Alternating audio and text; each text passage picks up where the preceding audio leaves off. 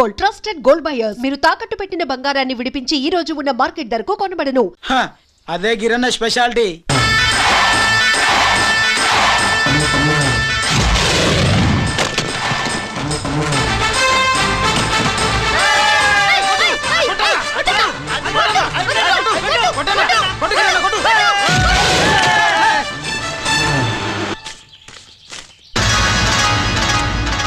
ఏంట్రా ఇది? ఎలా కోళమా?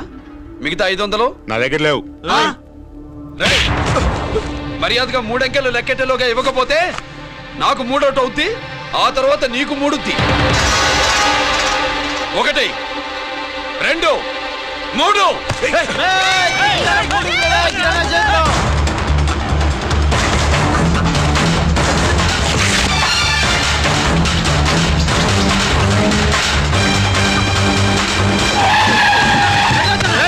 ఎక్కడికి పారిపోతున్నావు? దొరికావు. తీరా డబ్బు తీ బయటికి. 500 బయటికి తీరా, నరికేస్తా.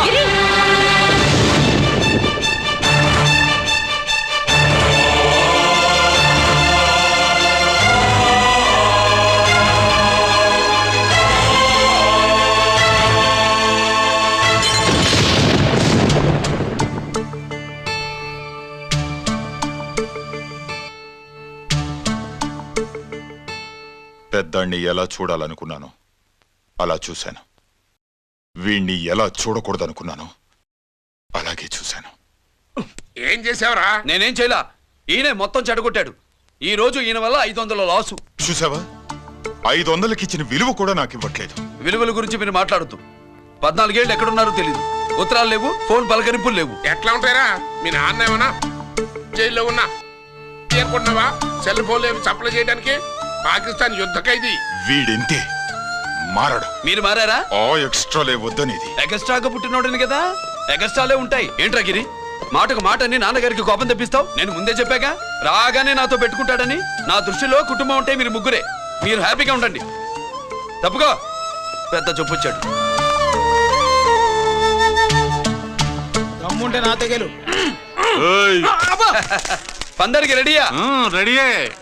పందెం ఏంటో? ఈ సోడాని ఓపెనర్ తో పని లేకుండా చేత్తో ఓపెన్ చేసి ఎత్తిన సోడా దించకుండా గడగడా తాగేయాలి. తాగితే 200 ఇస్తా. అంతొద్దు, ఇంకో మాట చెప్పు.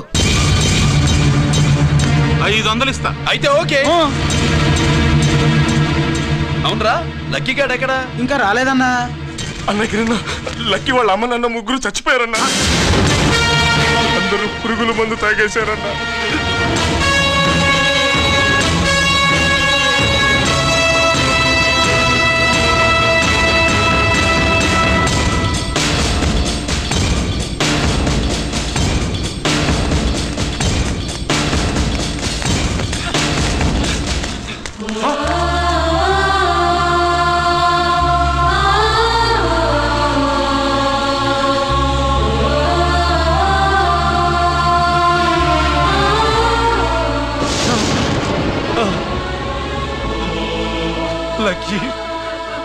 లక్కీ అందరిలాగే పాపారావు కొట్లో ఎరువులు తెచ్చి పొలంలో చల్లాడు.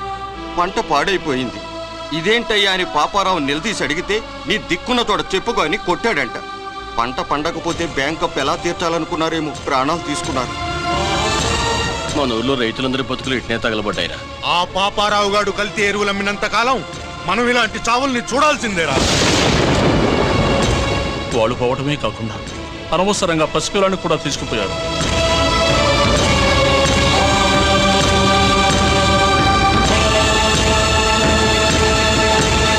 నీ పాపం ఫండెను నేడు, నీ భరతం ఫడతా చూడు. నీ ఫాలిటి ఎముణ్ణి నేను, నీ కరెక్ట్ మొగుణ్ణి నేను. బాఫాడను.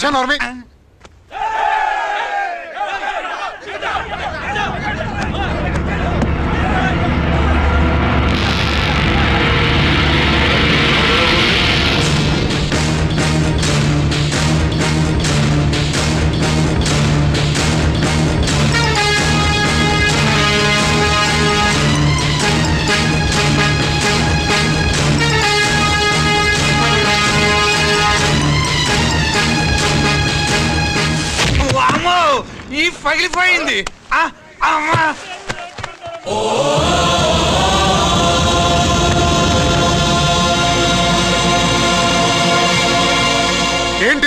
ఇదేమన్నా హాస్పిటల్ అనుకున్నావా? వీడికి ప్రాణం లేదు. అయితే ఇక్కడికి ఎందుకు తీసుకొచ్చావు? తీసుకెళ్ళి శ్మశానంలో తగలై. ఏయ్! రైతులు పంటలు పండిస్తున్నారు, కానీ పంటను ఎప్పుడు కల్తీ చెయ్యరు. కల్తీ లేని పంటను తిని ఒళ్ళు పెంచుకున్న మీకు మాత్రం కల్తీ అలవాట్లు వస్తున్నాయి. బియ్యంలో కల్తీ, నెయ్యిలో కల్తీ, పాలల్లో కల్తీ, నీళ్లలో కల్తీ, పెట్రోల్లో కల్తీ, విత్తనాల్లో కల్తీ, ఓట్లలో కల్తీ, నోట్లలో కల్తీ, ఆఖరికి పంటను కాపాడే ఎరువును కూడా కల్తీ చేసి పేద రైతుల ప్రాణాలు తీస్తున్నారా? చచ్చిన వాడికి ₹1,00,000 గవర్నమెంట్ ఇస్తుంది కదా.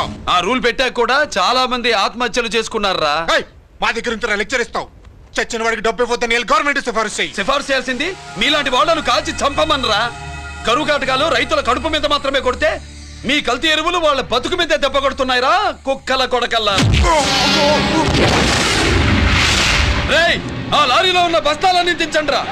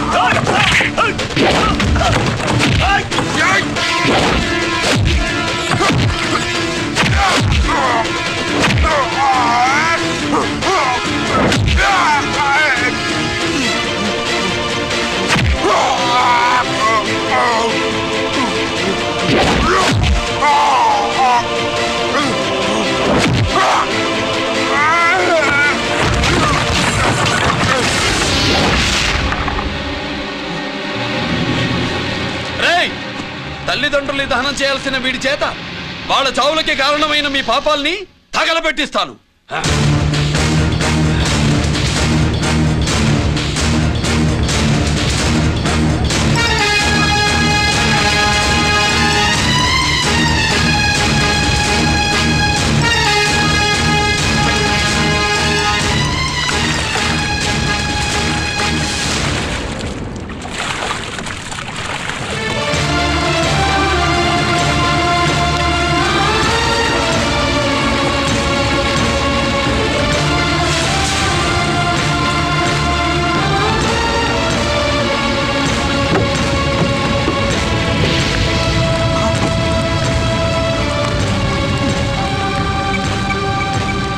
Police station.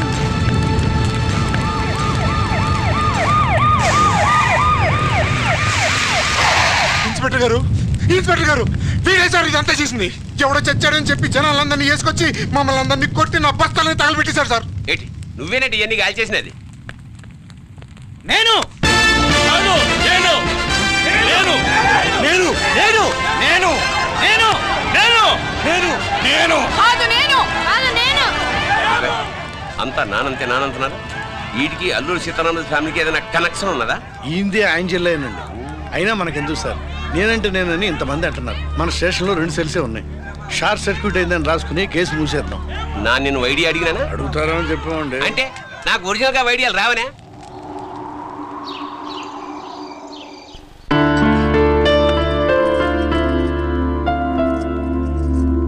ఆగు రాజేశ్వరి,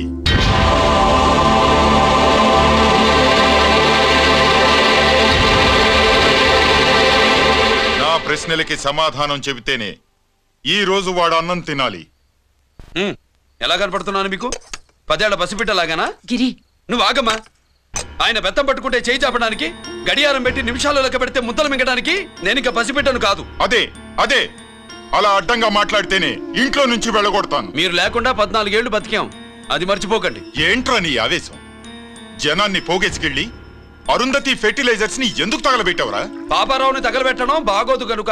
చూసావా, చిన్నప్పుడు కత్తి దొరుకుంటే చంపేసేవాణ్ణన్నాడు. ఇప్పుడు తగలబెట్టడం బాగోదు గనక వదిలేశానంటున్నాడు. వీడిలో మనిషి కాదు, హంతకుడున్నాడు. తప్పు చేసిన వాడిని చంపిన రాముణ్ణి కృష్ణుణ్ణి దేవుళ్ళుగా ఈ దేశంలో కొలుస్తున్నప్పుడు, తప్పు చేసిన వాడిని వర్గ శత్రువుగా నరికేస్తున్న తీవ్రవాదులతో ప్రభుత్వం సంధి సంభాషణలు చేస్తున్నప్పుడు ఒక రైతు కుటుంబం చావుకి కారణమైన పాపారావు మీద నేను తిరగబడితే తప్ప? నువ్వెవడివిరా తిరగబడ్డానికి? పోలీసువా? ఆ పోలీసులే మాకు రక్షణ కల్పించండి బాబోయ్ అని రోడ్డు మీద ఊరేగింపులు చేస్తున్నారు. పోలీసులు వచ్చినప్పుడు నీ టైం బాగుండి నేరం మేమే చేశామని జనం ఒప్పుకున్నారు గనక నువ్వు తప్పించుకున్నావు. లేకపోతే ఈ పాటికి ఇక్కడ కాదు, కట్టకటాల వెనకుండేవాడి. బాగా గుర్తు చేశారు. అసలు ఈ ఇంటికంటే నాకు జైలే బెటరు. ఏంట్రా ఆ మాటలు? లేకపోతే ఏంటమ్మా, గడ్డి తింటున్న పశువును కూడా మనిషి అదిరించాడు, అటువంటిది అన్నం తింటున్న నన్ను?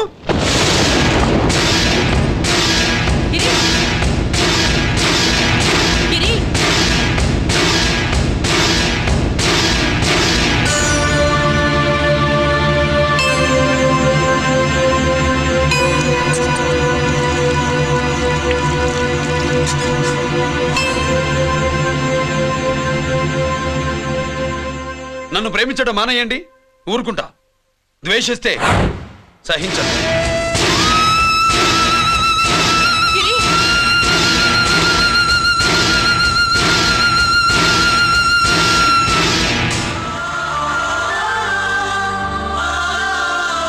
వాడిలా అయిపోయాడేంటి?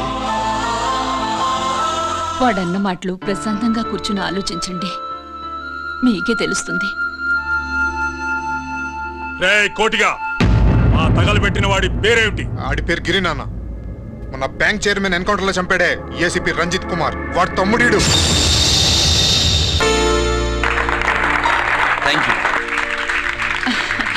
ఏమండి, మన రంజిత్ అండి.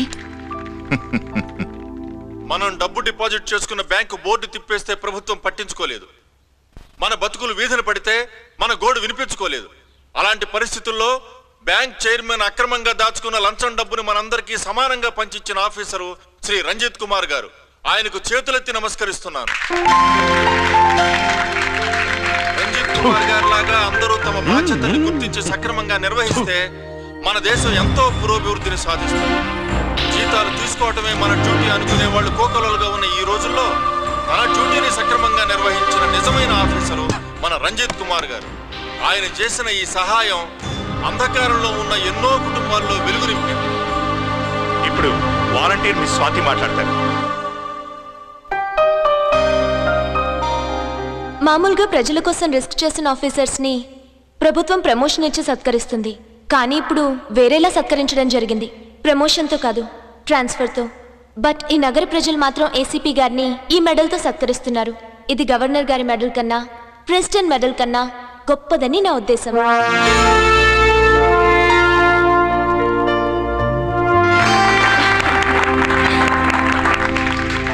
ఏమండి, మీది ప్రెసిడెంట్ ఆఫ్ ఇండియా మెడల్ ఉండాలి కదా, అది ఎక్కడుంది? అది లేదు రాజేశ్వరి. ఏమైందండి? పోయింది, పోగొట్టుకున్నాను. అదేమిటండి అంత విలువైన మెడలు? పోయిందని చెప్తున్నాను కదా, విసిగించకు.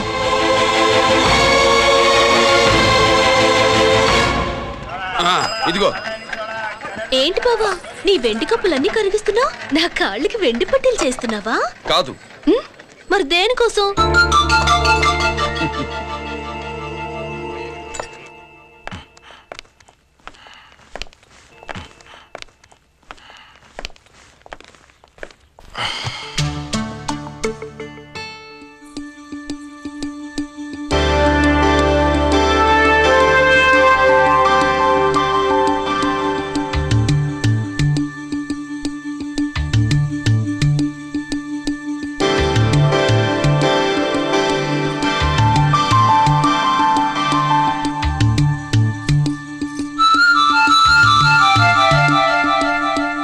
ఏమండి, మీ ప్రెసిడెంట్ మెడల్ పోలేదండి, అదిగో అక్కడే ఉంది చూడండి.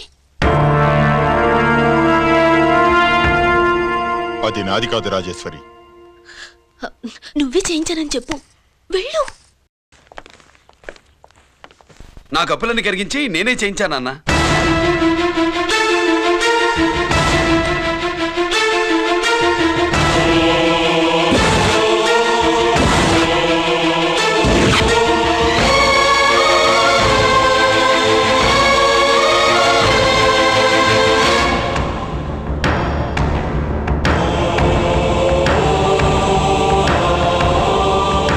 Mr. Chakravarti, surrender all your medals, including the President's Gallantry Award. Including the President's Gallantry Award. No!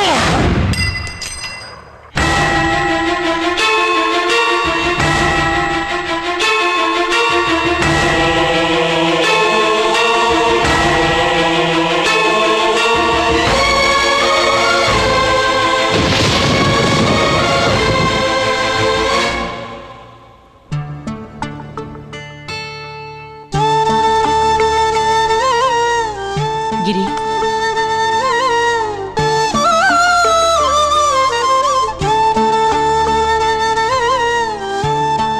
మీ నాన్నగారి మెడలో ఈ మెడలు వేసే రోజు రావాలంటే ముందు నువ్వు ప్రయోజకుడు అవ్వాలి.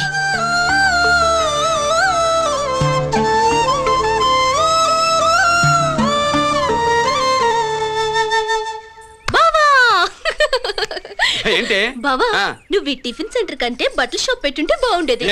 బట్టల షాప్ అయితే రోజుకో చీర కట్టుకుందామనా? ఇదిగో, ఏ పని చేయకపోతే తప్పు గాని ఏదో ఓ పని చేయడం గొప్పేనే. సొత్తా ఉండు, త్వరలో దీన్ని 5 నక్షత్రాల హోటల్ చేస్తాను. బావా, నీ ఫస్ట్ టైం రిబ్బన్ కోస్తున్నందుకు చాలా ఆనందంగా ఉంది. కావాలంటే ఈ రిబ్బన్ లో ముక్క కోసుకుని నీ జడలో పెట్టుకోగాని హోటల్ ఓపెనింగ్ చేసేది మాత్రం నువ్వు కాదు. రంజిత్ వచ్చేసాడు. స్వాతి,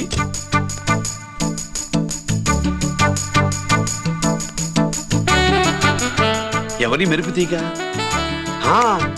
ఆ రోజు అన్నయ్య మెడలో మెడలు వేసిన అమ్మాయి ఈ తీగే.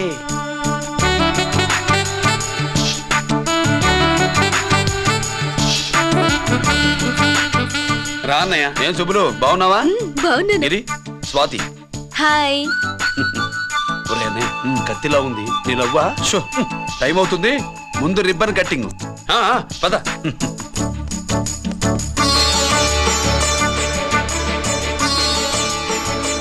ఏంట్రా ఇది? నీ పేరు మీద బిజినెస్ చేసి బాగుపడమని అమ్మ చెప్పింది.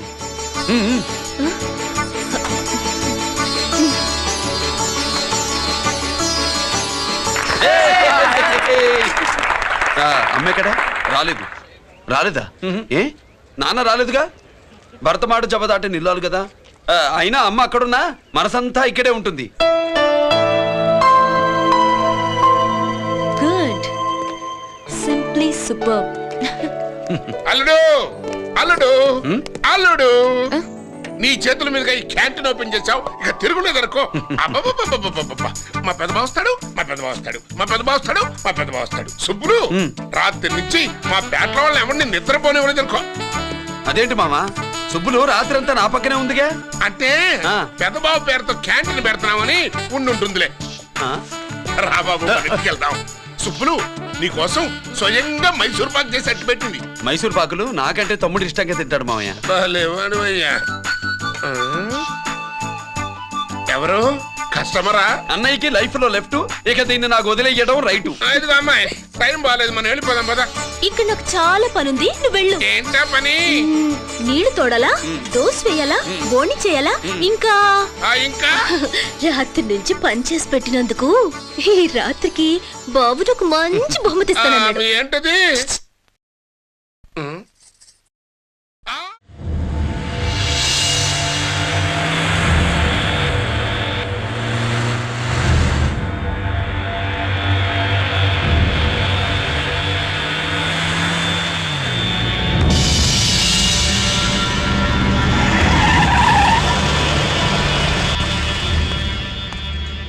లోపల లోడే ఉంది.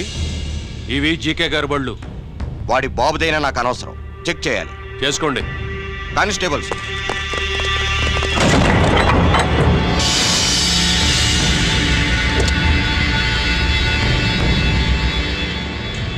Constable come on arrest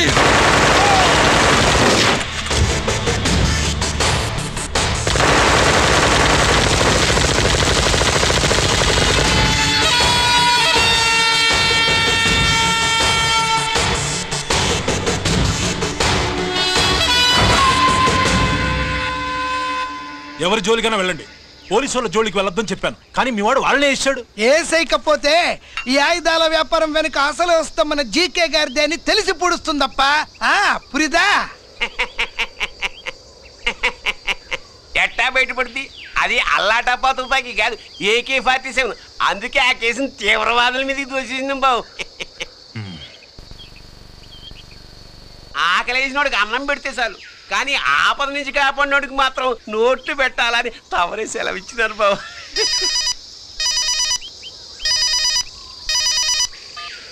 hello,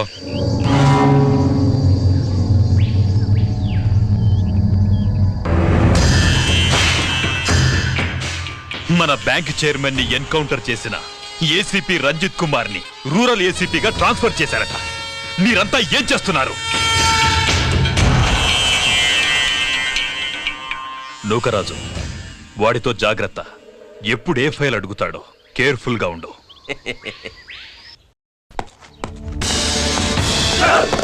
welcome to Vizag rural division sir. Gaddi Nookaraj sir, Subrahmanyam sir. ఏమిటివి? Current files. క్లోజ్డ్ ఫైల్స్ తీసుకురండి. అదేంటి సార్, తమరు ముందొచ్చిన ఆఫీసర్లంతా సేరీసారగానే కరెంట్ ఫైల్స్ అడిగేవారు.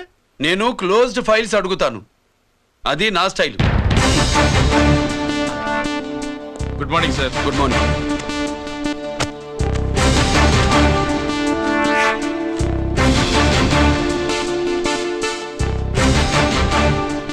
ట్రాన్స్ఫార్మర్స్ ఇండియా లిమిటెడ్ కంపెనీలో వెపన్స్ దొరికాయని ఒకసారి కేసు ఫైల్ అయింది కదా, ఫైనల్ గా ఏమైంది? క్లోజింగ్ చేసేసినండి. ఏంటి కంపెనీనా? అబ్బాయి ఫైల్ అంటే సరైన సాక్షిగా లేక అలాగ చేసేసినండి. ఈ ఫైల్ ని రీఓపెన్ చేస్తున్నా.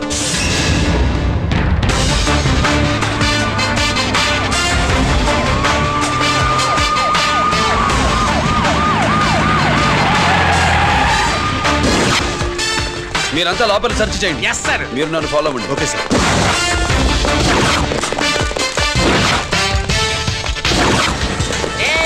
అన్నీ సెర్చింగ్ చేసేయండి. ఎట్టి పరిస్థితుల్లో అడియాలి దొరకాలా, ఆయన గురించి చేసేయాలా.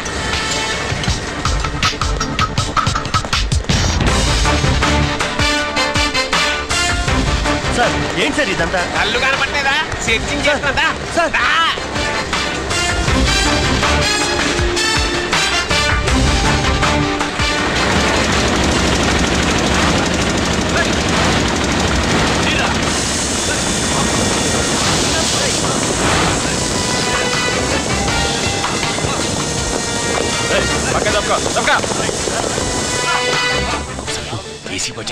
శంకరామర్ పంపించిన సీడీ ఇస్తాను, జాగ్రత్తగా పెట్టుకో.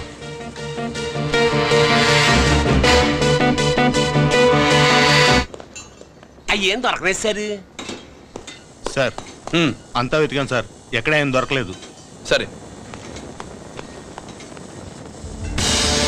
మీరు చూడాల్సింది ఇంకేమైనా ఉందా సార్? జీకే పెద్ద పెద్ద చేపలతో వ్యాపారం చేస్తాడు. పెద్ద చేపల్ని పట్టాలంటే కేలం వేస్తే సాలస్తాడు, వలయ్యాల.